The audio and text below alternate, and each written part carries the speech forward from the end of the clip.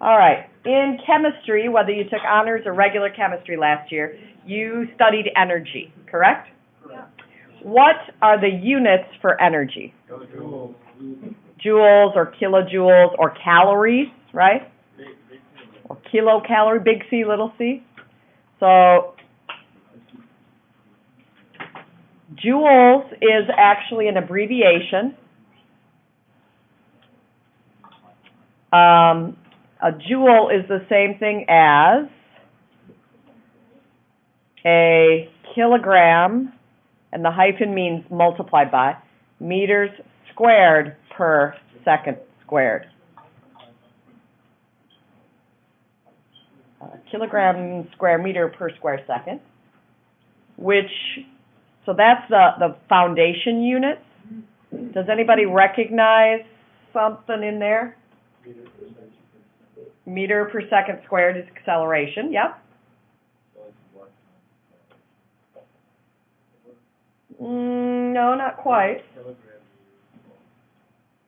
Meters per second squared, so if we took that out, what would that leave? So I'd have meters per second squared, kilograms, and meters. Okay? So that's acceleration, right? And what's this? Mass. Oh, wait, we just finished something. Mass, accelerate, MA. What does that equal? Okay. Oh, yeah, okay. Or force. So that's what units? Newtons.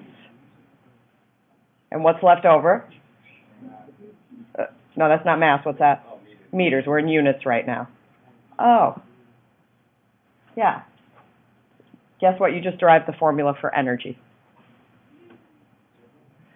Just by knowing how to analyze the units, which is a pretty sweet thing. So, what's the equation for energy? What are these units for? Newtons is force. And meters are a unit for distance. That's correct. Now, the foundation, instead of energy, we're going to call this work. Okay? This is distance. So these are no longer units. This is distance. So work is equal to force times distance. Joules equals Newton meters. Okay? That is the basis for all of our equations that we're going to be using for energy. Okay? So in order to do work, or basically transfer energy, not only do you have to produce a force, but you got to move it a particular distance. And because we have all of these little subunits in here, there's all kinds of shenanigans that we can do with this formula. We can talk about mass, acceleration, distance. Could talk about velocity. Oh, look, what's meters per second? Velocity. And then if I square this and square this, it would be velocity what? Square. You can square velocities and do, there's just so much we can do. All right. So work is force times distance. Can you apply a force to something and have it not move? Yeah. Are you all doing that right now? In what kind of situation? Describe for me how you're applying a force but not moving. You are applying a force to your chair right now. So the question is, are you doing work on the chair? No, you are not. You are not, because you haven't moved it a distance. Now wait, let's get small. If you get really small, like down to the molecular level, are you doing work on your chair? Yeah. Is there any molecular moving going on? What? Feinbode, are you talking about your butt right now? Since in your butt, you press down on molecules in the chair. Yes. Is there butt force right now?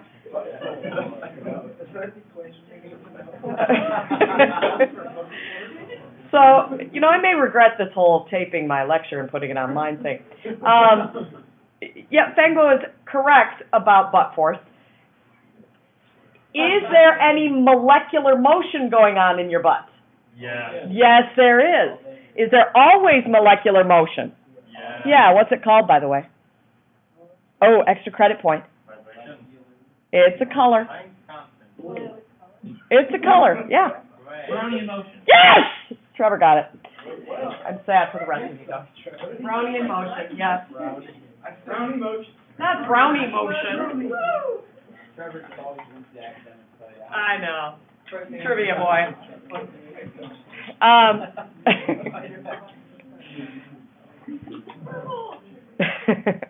So yeah, Brownian motion. At the molecular level, of course, there is motion, and that motion can be described through energy.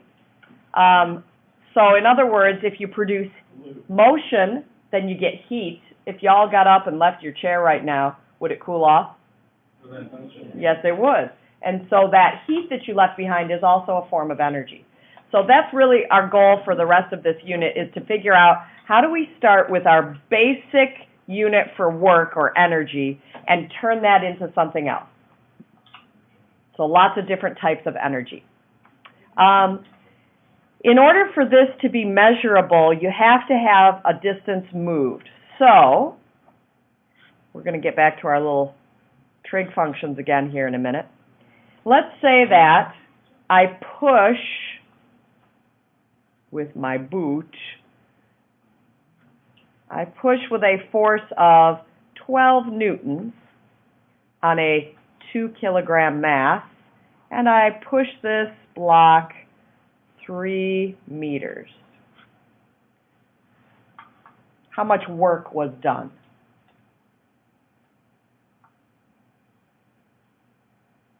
It's an easy answer, by the way. 36. 36 what? Joules is correct. So work equals force times distance. The force is 12 newtons. The distance is 3 meters. That is 36 newton meters, and it is Newton-meters or joules, correct. Joules is an abbreviated unit. So what happened to the 2 kilograms? Nothing is correct. Nothing is correct. You won't worry about it for this calculation. Yes, that is correct. Tyler? Would you like to say that if it was 1 kilogram instead of 2 kilograms, you would be doing more work? If you applied the same force because you could push much farther through? Excellent question. What if this were a 1 kilogram mass? You still applied 12 newtons of force. You could accelerate it more? Yeah, you would definitely be able to accelerate it more. How would you figure out the work then? What would be the impact? Could I still move it 3 meters? Sure. What would probably happen? Yeah, if I still apply 12 newtons of force, but I change this to a 1 kilogram mass, do I still get to go 3 meters? Yes. Yep. But you What? just need a higher friction. Well, but what will happen to get me to that 3 meters? Is it less work? The answer starts with an N. No. How much work is done in this system if I change the mass? Yeah, this is still 36. It's still 12 newtons and 3 meters. Could you push it farther? In theory, you could, yeah. Oh, now we're on to a whole other thing. Yeah. Is this going to produce the same acceleration if the frictional forces are all the same and everything? It's going to get this quick. It's going to get to here quicker. Okay? That brings up a whole new thing. Power.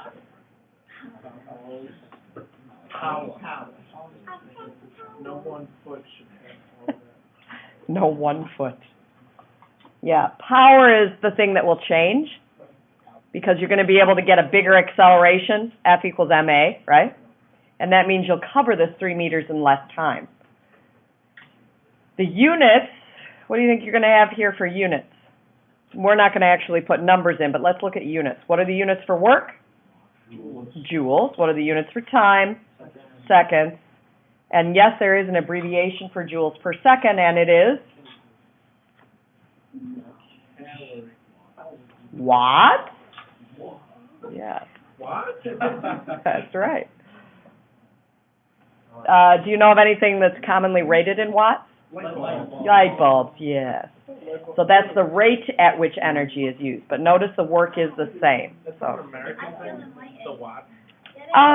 It's joules per second. It is technically a metric unit, so it's standardized. I was thinking that was like one of our. No, it's standard. The English version of power is horsepower, like what we rate engines in.